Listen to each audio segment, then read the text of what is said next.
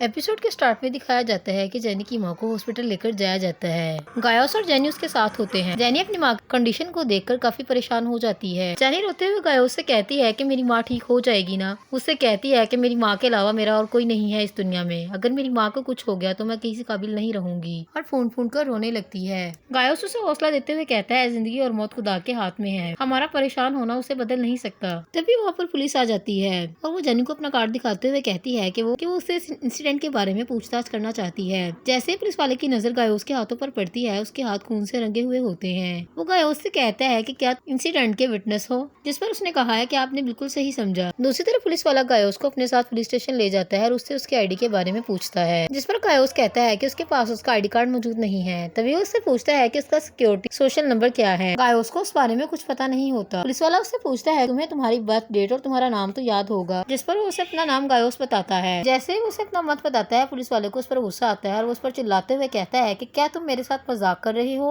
वो उसके सामने सोशलाइज सिक्योरिटी फॉर्म रखते हुए कहता है इसे फिल करो, जिस पर गायोस उसे कहता है कि उसे ब्रश और इंक दी जाए। तो पुलिस वाला उसे गुस्से से देखते हुए एक बॉल पेन दिखाता है, जिसे देखकर गायोस काफी सरप्राइज होता है और खुश होकर कहता है ये क्या चीज है। दूसरी तरफ पुलिस वाला उसे लॉकअप में बंद कर देता है और उसे कहता है कि तुम सस्पेक्ट हो, हमें तुम पर शक है, तुम्हारे पास तुम्हारी क्लियरली आइडेंटिटी मौजूद नहीं है, जब तक तुम्हारी इन्वेस्टिगेशन कंप्लीट नहीं हो जाती तुम यहीं पर रुकोगे। जिस पर गायोस कहता है कि मुझे यहाँ से जाने दो, मैंने जिंदगी में आज तक कभी कोई क्राइम नहीं किया। दूसरी तरफ गावासन के गार्ड दोबारा से गायोस को ढूंढने के लिए जंगल में जाते हैं, जहाँ पर उन्हें गायोस की चीज मिलती है, जिसे लाकर वो गावासन को देते हैं। जिस पर उसे कहता है कि क्या तुम्हें यकीन है कि ये उसी की है, जिस पर वो कहता है बिल्कुल। दूसरी तरफ गावासन अपने गार्ड को ऑर्डर देता है कि वो गायोस के दोस्तों से उसके बारे में मालूमात ले, जिस पर वो बताता है कि उसने उसके दोस्तों से पूछा है, लेकिन वो 3 दिन और 3 रातों से गायब है और किसी को उसके बारे में कुछ नहीं पता। सामने बैठी माचेंग गायोस के लिए वरिड होती है। गावासंग जैसे उसे नोट करता है, वो उससे कहता है कि तुम्हें उसके बारे में इतना वरिड होने की जरूरत नहीं है, तुम्हें सिर्फ अपनी लाइफ की परवाह करनी चाहिए। दूसरी तरफ लोकम में जैसे ही गायोस को खाना दिया जाता है, उससे उसका टेस्ट बिल्कुल पसंद नहीं आता। वो पुलिस वाले से कहता है कि ये खाना बिल्कुल बेकार है, जिस पर वो उसे कहता है कि तुम यहाँ पर खाने पर कंप्लेन करने के लिए नहीं आए, जो भी मिल रहा है चुपचाप खा लो। दूसरी तरफ गायोस को जैसे ही कुछ याद आता है, बाहर बैठे पुलिस वाले से कहता है कि क्या तुम उस पुलिस वाले को बुला सकते हो जो मुझसे सवाल कर रहा था। इधर जेनी हॉस्पिटल में अपनी माँ के लिए वरिड बैठी होती है। जैसे ही डॉक्टर बाहर आता है, जेनी उससे अपनी माँ के बारे में पूछने लगती है, जिस पर डॉक्टर कहता है कि उसकी कंडीशन क्रिटिकल है, इसलिए अभी वो कुछ भी गारंटी के साथ नहीं बोल सकता।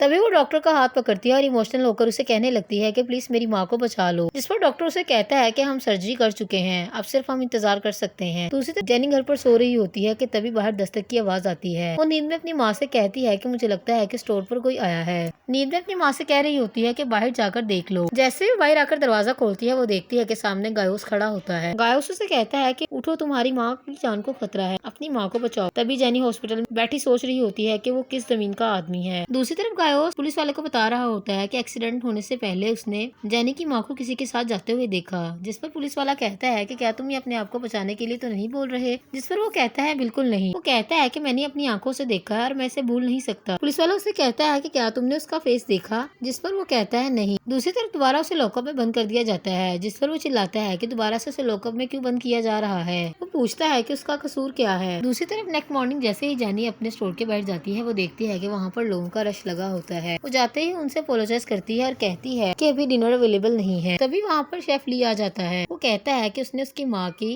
जख्मी होने के बारे में न्यूज सुनी, जिस पर उसे बहुत अफसोस हुआ। वो पूछता है कि अब वो कैसी है, जिस पर जेनी बताती है कि उसकी माँ अभी तक अनकॉन्शियस है। शेफ ली से कहता है कि मैंने तुम्हारे लिए कुछ बनाया है, जिस पर जेनी कहती है कि उसका खाना खाने का मूड नहीं है। ली उसे कहता है कि तुम्हें स्ट्रॉन्ग बनना चाहिए, आओ मेरे साथ चलो। दूसरी तरफ तभी जेनी को ख्याल आता है कि उसकी माँ के हॉस्पिटल के एक्सपेंस को कौन पे करेगा। तभी वो घर में क्रॉस में तलाशी लेने लगती है, जिस पर उसे कुछ ना मिलने पर बहुत अफसोस होता है और वो सोचने लगती है कि उसकी माँ ने कुछ भी सेव नहीं किया। वो कहने लगती है कि ऐसा कैसे हो सकता है, जिस पर उसे कुछ पैसे मिलते हैं। तभी वो सोचती है कि क्या ये पैसे इनफ होंगे। दूसरी तरफ जेनी अपनी फ्रेंड को कॉल करती है और उसे कहती है कि क्या उससे कुछ पैसे उधार मिल सकते हैं, जिस पर उसे पैसे नहीं मिलते। तभी वो अपनी दूसरी फ्रेंड को कॉल करके उसे कुछ पैसे बोरो करने के बारे में कहती है, जिस पर उसे कहती है कि उसने अपनी शादी की तैयारी में सारे पैसे वेस्ट कर दिए। जेनी पैसों के लिए बहुत ट्राई करती है, लेकिन किसी से भी उसे पैसे नहीं मिलते। तभी वो अपने सर को टेबल पर पीटने लगती है और कहने लगती है कि ये सारी गलती मेरी है, मुझे अपनी माँ का ख्याल रखना चाहिए था। दूसरी तरफ पुलिस वाला उनके के स्टोर पर पहुंच जाता है और वो देखता है कि हर जगह सीसीटीवी कैमरास लगे होते हैं। तभी वो लॉन्ड्री शॉप में जाता है जो कि पास में ही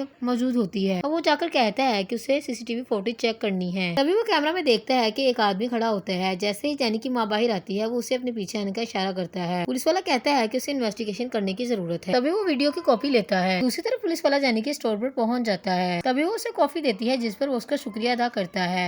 वो जेनी को बताता है कि उसने करीब के कैमरास को चेक किया है लेकिन उसे नहीं लग रहा कि ये एक नॉर्मल एक्सीडेंट है। जिस पर जेनी कहती है कि क्या आपको कुछ मिला है। दूसरी तरफ शेफ ली की उंगली कट जाती है। तभी उसका सर्वेंट उसके लिए बैंडेज बॉक्स लेकर आता है जिस पर उसे कहता है कि एक छोटी सी चोट है, फिक्र मत करो, जल्द ठीक हो जाएगी। उसे कहता है कि तुम यहाँ से जाओ, मैं खुद इसकी केयर कर लूंगा। तभी उसकी नजर अम्ब्रेला पर पड़ती है तो उससे पूछता है कि क्या आप सुबह जल्दी आ गए। जिस पर वो कहता है एक्सक्यूज मी। वो छतरी को हाथ में लेते हुए कहता है कि क्या मैं इसे बाहर ले जाऊं ताकि ये ड्राई हो जाए। जिस पर हिचकिचाते हुए ली कहता है नहीं, इसे फेंक दो। पुलिस वाला जेनी से कहता है कि उसे नहीं लगता कि ये काम गायोस का है। इधर गायोस को पुलिस स्टेशन से रिहा कर दिया जाता है जिस पर वो शोर मचाते हुए कहता है कि उसे कुछ दिन और वहाँ पर रहने दिया जाए। लेकिन पुलिस वाले उसकी एक न सुनते हुए उसे बाहर धक्के देकर निकालते हैं। तभी वो दोबारा से उनके पीछे चला जाता है जिस पर वो दोबारा से उसे वहाँ से निकाल देते हैं। गायोस उस शहर में यहाँ वहाँ भटकने लगता है बिकॉज उसे कुछ भी आइडिया नहीं होता कि उसे कहाँ जाना चाहिए। तभी वो सोचने लगता है कि वो नहीं जानता कि वो कहाँ पर आ गया है। दूसरी तरफ पुलिस वाला मिस्टर ली की गाड़ी में आकर बैठ जाता है। वो उसे बताता है कि उन्होंने गायोस को छोड़ दिया है। जिस पर वो उसे कहता है कि उसे क्यों छोड़ा गया। आप जानते हैं कि वो जेनी की माँ की इस हालत का जिम्मेदार है।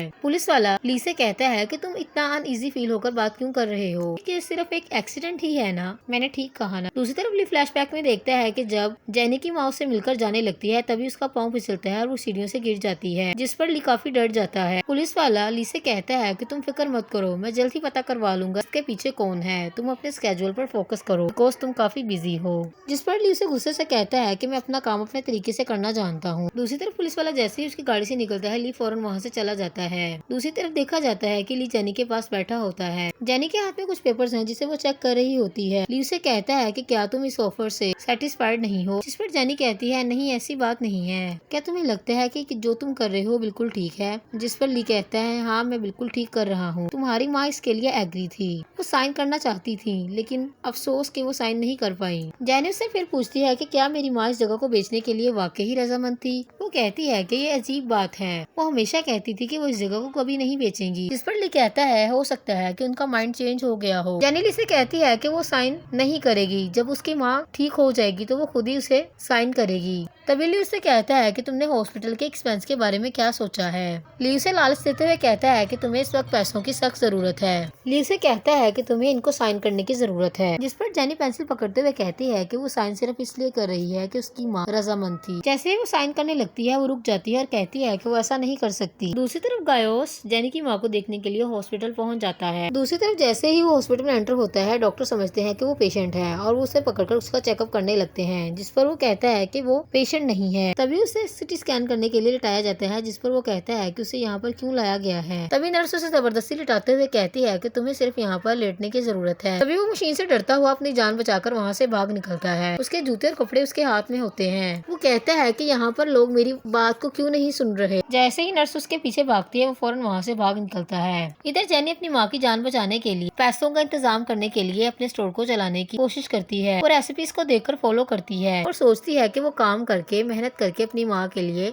इलाज के पैसे इकट्ठे करेगी। दूसरी तरफ जेनी जैसे अपनी माँ को देखने के लिए हॉस्पिटल पहुँचती है वो देखती है कि गायोस ऑलरेडी वहाँ पर मौजूद होता है। गायोस उसे हाय बोलता है जिस पर वो रिस्पॉन्स नहीं देती। जिस पर उसे कहता है कि वो यहाँ पर सिर्फ उसकी माँ के लिए आया है। जेनी से पूछती है कि उसने पेशेंट गाउन क्यों पहना हुआ है, क्या उसे चोट आई है। जिस पर वो कहता है कि ये बहुत लंबी स्टोरी है, मैं जख्मी नहीं हूँ, मैं तो यहाँ सिर्फ तुम्हारी माँ को देखने आया हूँ। दूसरी तरफ जेनी गायोस से कहती है कि क्या वो उसके लिए कुछ बना सकती है। वो गायोस को अपने साथ घर ले जाती है और एसपी को ट्राई करने लगती है। गायोस देखता है कि उसे काम करना बिल्कुल नहीं आता लेकिन फिर भी वो कोशिश करती है। वो गायोस से खाना खाने के लिए कहती है। जैसे ही वो अपनी डिश को उसके सामने प्रेजेंट करती है गायोस जैसे ही खाने को टेस्ट करता है वो वोमिट कर देता है। जेनी को कहता है कि उसे खाना बनाना बिल्कुल नहीं आता। जेनी को चैलेंज करता है कि वो उससे ज्यादा अच्छा खाना बना सकता है। जिस पर जेनी उसे चिढ़ाते हुए कहती है कि तुम ऐसा नहीं कर सकते। जिस पर उन दोनों की बैट लगती है और गायोस खाना बनाना स्टार्ट करता है। दूसरी तरफ गायोस अपनी डिश को जेनी के सामने प्रेजेंट करता है और वो उसे ट्राई करने करने के लिए बोलता है। जैसे ही वो एक सिप लेती है वो खाना खाना बंद कर देती है, जिस पर गायोस उसे कहता है कि तुम रुक क्यों गई, क्या खाने का टेस्ट अच्छा नहीं है। तभी वो स्पून पकड़कर खाने को टेस्ट करता है और कहता है टेस्ट तो बिल्कुल ठीक है। तभी जेनी की आंखों में आंसू आ जाते हैं और वो कहती है कि का टेस्ट सेम मॉम के खाने जैसा है और वो रोने लगती है। तभी वो गायोस की तरफ दोस्ती का हाथ बढ़ाती है।